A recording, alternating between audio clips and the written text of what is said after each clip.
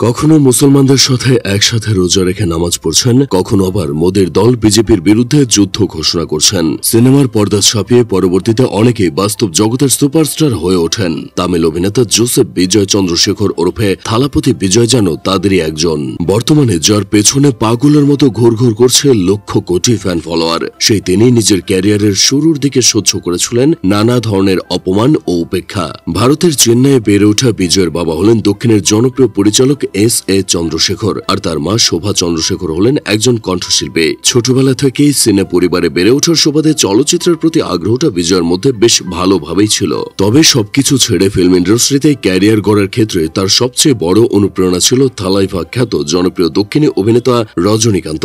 বিজয় চন্দ্রশেখর সব সময় রজনীকান্তের মতো স্টারডম চাইতেন, তাই বয়সের কোটা 10 পেরোনের আগেই তিনি তার পরিচালক বাবার কাছে অভিনয়ের সুযোগ দেওয়ার বায়না করে বসেন। তার বাবাও ছেলের আবদার ফেলতে আর পারেননি। 1984 সালে তামিল চলচ্চিত্র ভেত্রিতে শিশু চরিত্র হিসেবে অভিনয়ের মাধ্যমে রূপালী পর্দায় তার অভিষেক হয়। এরপর অবশ্য কুটুম্বাম, বসন্ত রাগম, সত্যয়ামরু ভিলায়ত্তু এবং এনগালুত্তু চলচ্চিত্র শিশু অভিনেতা হিসেবে বিজয়কে দেখা গিয়েছে। মাত্র 20 বছর বয়সে নালাইয়া থের পুত্তে সিনেমায় প্রথমবারের মতো মুখ্য চরিত্রে অভিনয়ের সুযোগ পান এই জাত অভিনেতা। তবে দুর্ভাগ্যবশত তার প্রথম ফিল্মে ফ্লপ হয়, যা নিয়ে তামিলনাড়ুর একটি জনপ্রিয় ম্যাগাজিন সে সময় বিজয়ের তুমুল সমালোচনা করেছিল। এমনকি বিজয়ের চেহারা ও অভিনয় নিয়েও প্রশ্ন তোলা হয়েছিল। বিজয়ের জায়গায় অন্য কেউ হলে সেখানেই ভেঙে পড়ত।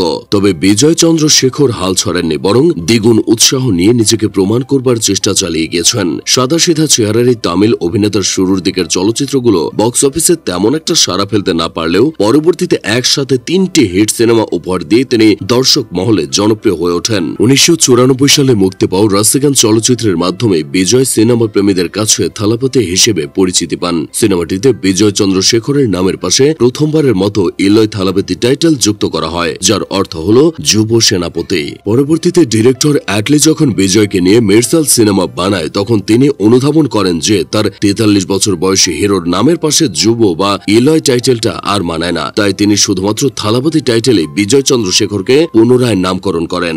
দীর্ঘ 3 দশকের ফিল্ম ক্যারিয়ারে থালাপতি বিজয় 68টিরও বেশি হিট সিনেমা উপহার দিয়েছেন ভক্তদের। নাম লিখিয়েছেন ভারতের সর্বোচ্চ পারিশ্রমিক পাওয়া অভিনেতাদের কাতারে। গিল্লি, সরকার, কট্টি, থালাইভা, পোক্কিরি, লিও ও বিস্টের মতো অসংখ্য ব্লকবাস্টার সিনেমার পাশে থালাপতি বিজয়ের নাম জড়িয়েছে।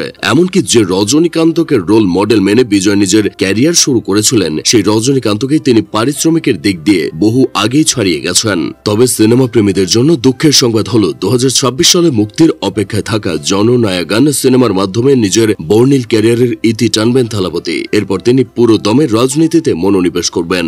ইতোমধ্যেই তার নিজের রাজনৈতিক দল তামিলাগা ভেট্রি কাজাগম দক্ষিণ ভারতে ব্যাপক জনপ্রিয় হয়ে উঠেছে। দলটির হয়ে থালাপতি বিজয়ের বিভিন্ন জনসভায় অঢেল মানুষের স্বতঃস্ফূর্ত অংশগ্রহণ দেখলে বোঝা যায় যে আমজনতা তাকে ঠিক কতটুকু ভালোবাসে। আর এই ভালোবাসাকে পুঁজি করে ভবিষ্যতে দক্ষিণের জনসাধারণের জন্য ভালো কিছু করতে চান জোসেফ বিজয় চন্দ্রশেখর। রূপালী পর্দা ছাপিয়ে বাস্তবের সুপার হিরো হয়ে উঠতে চান সকলের প্রিয় থালাপতি।